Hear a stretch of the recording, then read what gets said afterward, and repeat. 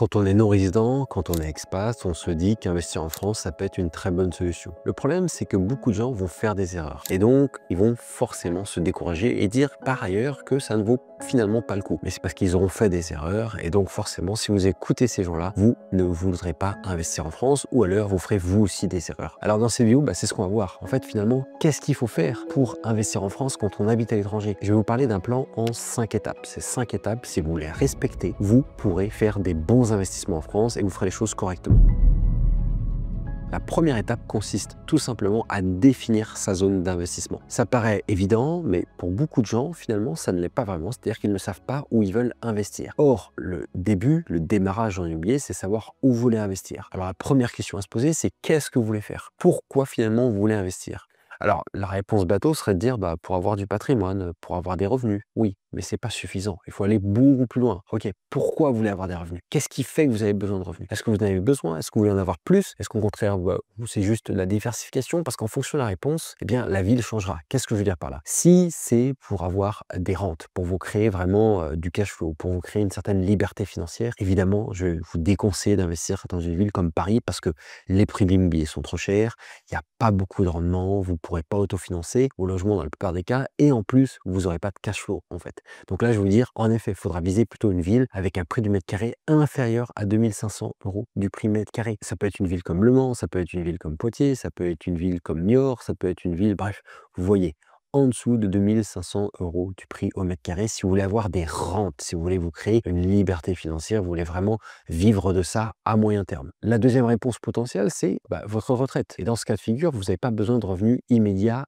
avec l'immobilier. Vous avez votre activité actuelle qui vous satisfait pour vivre. C'est juste pour préparer votre retraite parce que vous êtes intelligent et vous savez que dans 20, 30, 40 ans, vous n'aurez plus votre activité et donc il vous faudra des revenus. Et donc il faut anticiper. Et donc dans ce cas de figure, vous n'avez pas forcément cette barrière à l'entrée et d'avoir du cash flow, etc. Vous pouvez investir dans des villes un peu plus patrimoniales, des villes avec un prix du mètre carré de 3000 €, 4000 €. Ça peut être des villes comme Toulouse, Nice, Nantes, Rennes, Strasbourg. Et donc là, vous avez un plus large choix et votre objectif, c'est vraiment anticiper et vous créer des revenus pour votre retraite. Et donc, ce que vous visez à minima, c'est des biens qui s'autofinancent. Et donc, pour que ça s'autofinance, il faudra viser des stratégies locatives un petit peu plus puissantes, alors que dans le premier cas, vous n'aurez pas vraiment besoin de viser des stratégies locatives très puissantes. Quand je dis stratégie locative puissante, je veux dire que vous n'aurez pas besoin de viser des colocations, vous n'aurez pas besoin de viser de la location courte durée pour des villes avec un prix du mètre carré inférieur à 2500 €. Alors, j'ai déjà donné quelques pistes avec le prix du mètre carré qui est un bon indicateur pour savoir en fonction de ce que vous voulez faire, dans quelle ville il faut aller. Mais il y a d'autres indicateurs à regarder. L'autre indicateur, c'est regarder si vous avez une désirabilité vis-à-vis de la ville. Alors, c'est pas forcément primordial, mais ça peut être quand même intéressant. Si vous investissez dans une ville qui vous plaît, vous pouvez vous dire quand même que ce sera plus facile d'investir. Vous serez moins lassé, vous aurez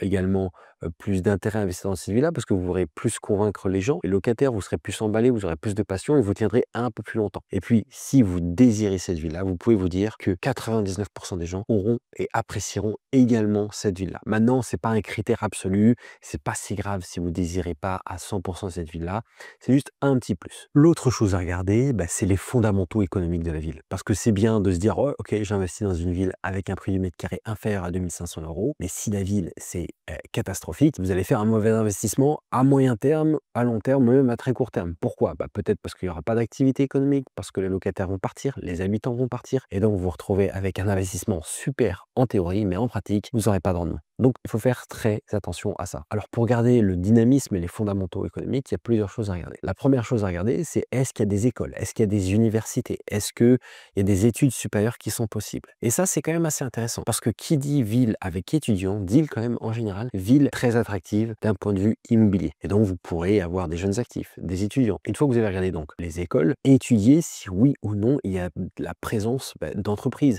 Est-ce qu'il y a des sièges sociaux? Est-ce qu'il y a des services? Est-ce qu'il y avait est-ce qu'il y a des sociétés dans le bâtiment? Est-ce qu'il y a de l'industrie? En fait, il faut regarder un petit peu comment tourne la ville et ça vous donnera également une bonne idée de la typologie des habitants. Si, par exemple, c'est une ville à forte dimension industrielle, ça peut être le cas, par exemple, une ville comme Saint-Nazaire. Il y a les chantiers navals, donc c'est fortement industriel et donc la population est plutôt classe moyenne basse ou classe moyenne, mais il n'y aura pas de l'immobilier de luxe ou très très peu. Et à ce moment-là, c'est pas grave non plus, mais c'est juste qu'il ne faut pas vous attendre à faire du luxe, que ça ne marchera pas. Regardez également le dynamisme immobilier l'immobilier, à savoir est-ce qu'il y a la construction, est-ce qu'il y a des projets dans le neuf. S'il y a des projets dans le neuf et s'il y en a beaucoup, ça veut dire qu'il y a une forte demande en immobilier parce que les promoteurs vont pas construire là où il n'y a pas de besoin de construction. Donc ça, c'est intéressant. Ça veut dire que forcément, il y aura de la demande locative également et même de la demande à la revente. Autre critère pour déterminer votre zone d'investissement, c'est est-ce que vous avez des proches. Alors si vous n'avez pas de proches, pas d'inquiétude, c'est possible d'investir, hein. Il y a plein de membres de mon accompagnement qui le font et c'est totalement possible. Maintenant, c'est toujours un plus d'avoir des proches. Si vous en avez pas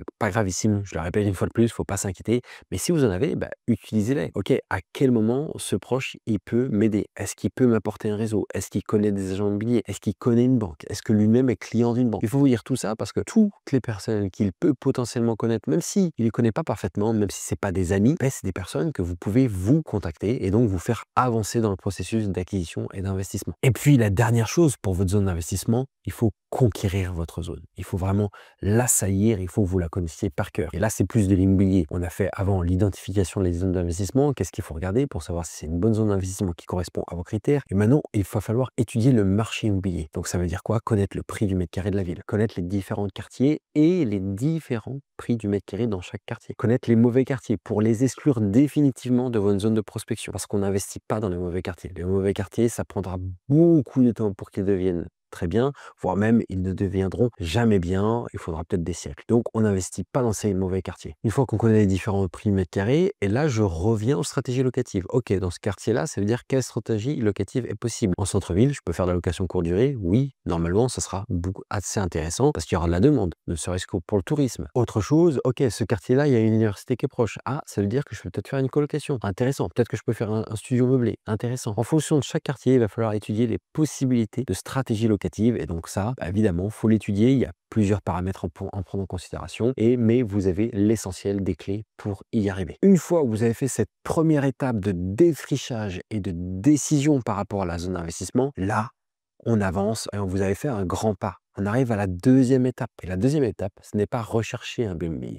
Ne faites pas cette erreur-là. Nous, on habite à l'étranger. Il faut donc adapter notre stratégie en fonction de notre statut de non-résident. Ça veut dire quoi? La deuxième étape, c'est trouver votre financement. Et votre financement, vous devez le trouver avant d'avoir trouvé un bien immobilier. Alors, c'est peut-être contre-intuitif et beaucoup de gens, au début, me disent « Ah ouais, mais c'est bizarre, comment ça va marcher? Est-ce que la banque va m'écouter si j'ai pas de bien immobilier ?» Oui, si vous savez faire, si vous êtes prêt, elle va vous écouter. Et c'est comme ça que les membres de mon accompagnement ils font. Ils ont tous un financement avant d'aller chercher un bien immobilier. Et c'est pour ça que on a ces résultats-là, c'est pour ça qu'on a 100% de réussite notamment, parce que tout le monde a un financement avant de trouver un bien immobilier. Donc quand on le trouve, plus qu'à aller voir la banque et vous allez avoir le crédit immobilier. Et c'est notamment ça également qui va vous permettre en partie de trouver un bon financement. Parce que là, c'est primordial de trouver un bon financement. Un point très important qu'il faut comprendre, quand vous allez voir le banquier, il ne faut jamais lui demander qu'est-ce que vous pouvez emprunter, combien vous pouvez emprunter, à quelles conditions vous pouvez emprunter. Il ne faut jamais lui laisser le choix. C'est à vous connaître et de savoir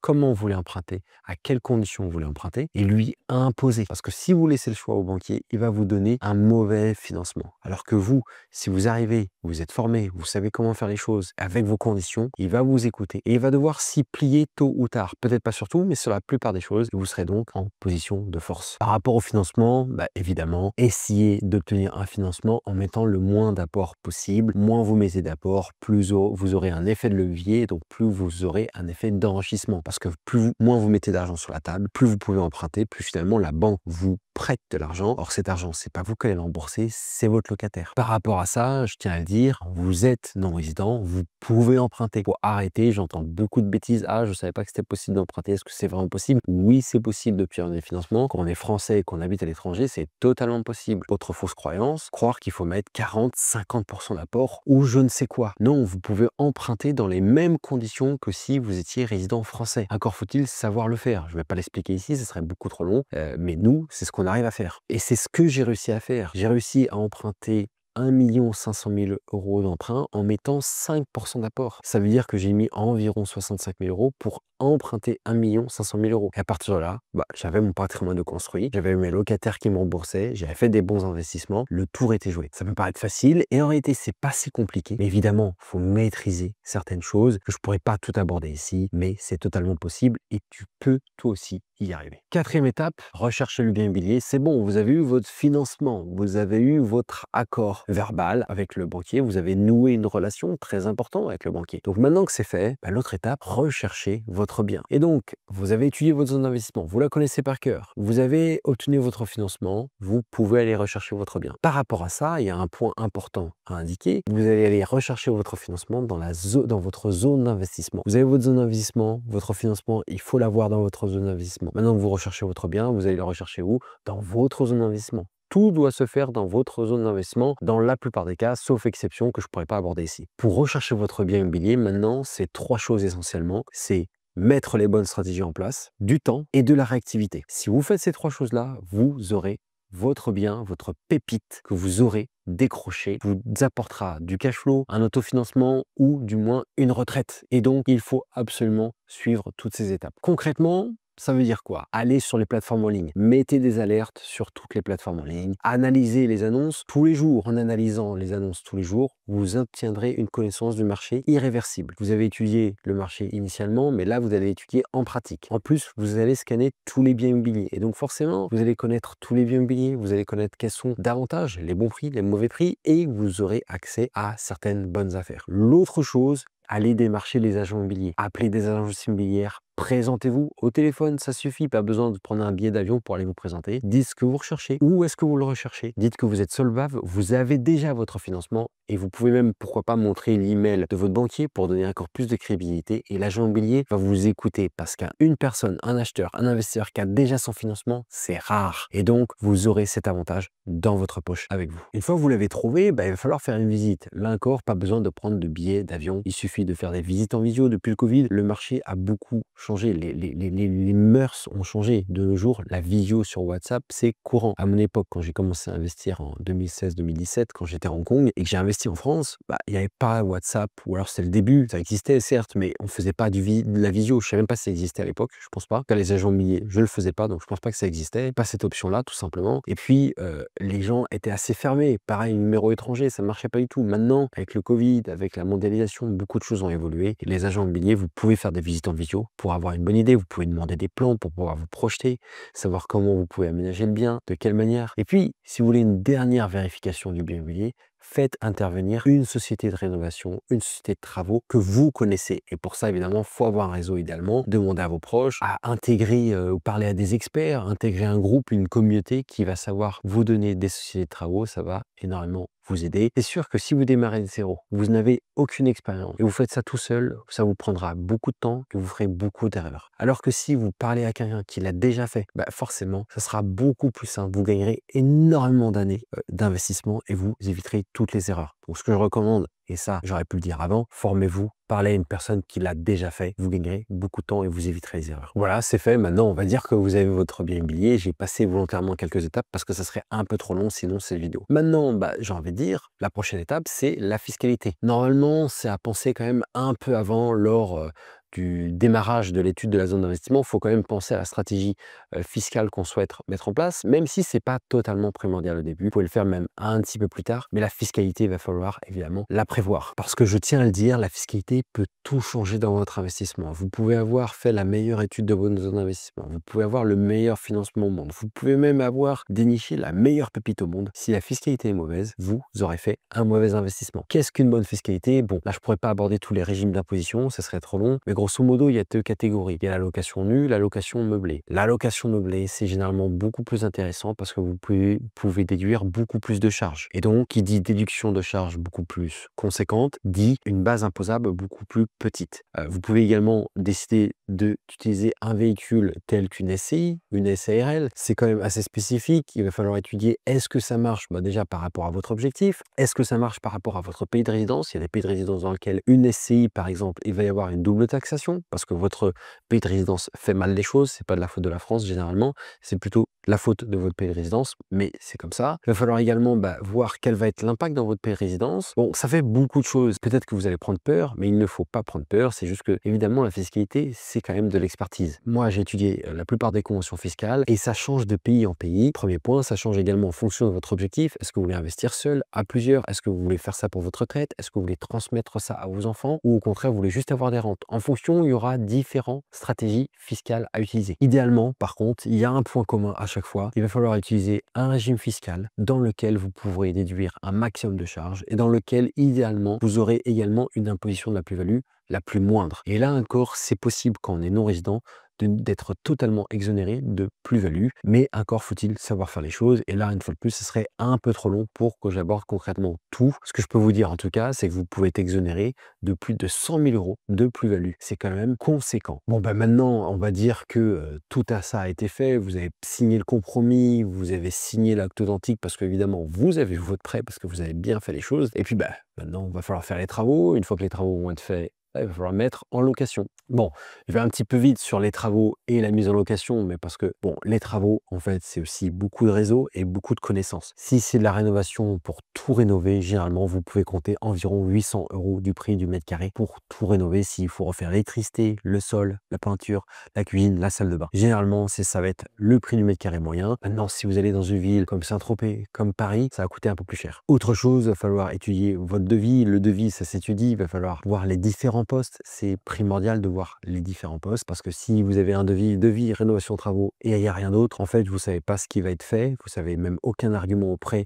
simplement de l'artisan pour dire ah ouais, mais ça n'a pas été fait. Parce que lui vous dira ah ouais, non mais moi ça c'était pas indiqué dans le devis. Faut savoir étudier un devis. Et puis après, il faut savoir suivre un chantier. Un chantier, pour le suivre, ça s'anticipe. Il faut avoir fait des plans d'aménagement bien en amont. Il va falloir évidemment faire une réunion de chantier une fois par semaine. Une vidéo, ça suffit, WhatsApp, et c'est bon. Bon, je schématise, mais c'est comme ça qu'il faut faire. Anticiper, efficacité, c'est les maîtres mots en rénovation. Et puis après, pour la mise en location, il y a deux systèmes. Soit vous mettez en location vous-même. Ça se fait même à distance. Mais une fois de plus, ça dépend de vos objectifs. Si vous êtes beaucoup pris par votre activité et même vous voyez l'investissement comme un moyen de justement de gagner du temps, de vous faire gagner du temps, et vous voulez pas trop vous investir dans la location, et à ce moment-là, ne le faites pas. Déléguez cette gestion locative. Ça peut être soit à une agence immobilière qui vous prendra 7 à 8% de frais de gestion locative, ou alors trouver un petit indépendant qui vous prendra un peu moins cher, ou alors faites-le vous-même. Mais évidemment, c'est une contrainte de temps, mais je dirais que ça dépend pour chaque personne. Moi, quand j'ai commencé à investir, je voulais vraiment scaler mon patrimoine. J'en avais fait une grosse priorité, et parce qu'en fait, à un moment, je m'en suis rendu compte, je voulais utiliser mes revenus immobiliers pour vivre. Et donc, forcément, on peut pas faire les choses à moitié. Et donc, j'ai géré mes biens immobiliers pendant 5 à 6 années moi-même. Et en fait, il y a plein de systèmes qui me permettent de le faire. Par la suite, quand j'ai atteint certains revenus grâce à l'immobilier, j'ai atteint un certain niveau de patrimoine, je me dis, bon, maintenant, plus m'en occuper, je vais mettre ça en location, donner ça à un gestionnaire, payer le moins possible, mais que ça soit bien fait. Et c'est ce que j'ai fait et ça se passe très bien. Donc, vraiment, c'est en fonction de vos objectifs à chaque fois qu'il faut mettre le plan en action de votre stratégie d'investissement. Alors voilà, j'espère que maintenant vous savez qu'il ne faut pas écouter mamie Jeannette qui vous dit qu'il ne faut pas investir dans l'immobilier, que c'est beaucoup trop compliqué. Pas non plus écouter votre ami qui n'a pas bien fait les choses et qui a fait n'importe quoi. Ou votre ami qui surfe en permanence sur les clichés. Donc maintenant, si vous avez des questions, posez-les-moi en commentaire. Dites-moi des remarques, interrogations que vous pouvez avoir sur, je sais pas, comment vous voulez trouver votre financement, quelle zone il faut investir. Et je vous le dirai avec grand plaisir. Abonnez-vous à la chaîne pour être au courant également des dernières vidéos qui sortent. Et puis, vous pouvez cliquer dans le lien de la description pour tout simplement réserver un appel avec moi ou mon équipe. Et je vous dis à très bientôt pour une prochaine vidéo. À très vite.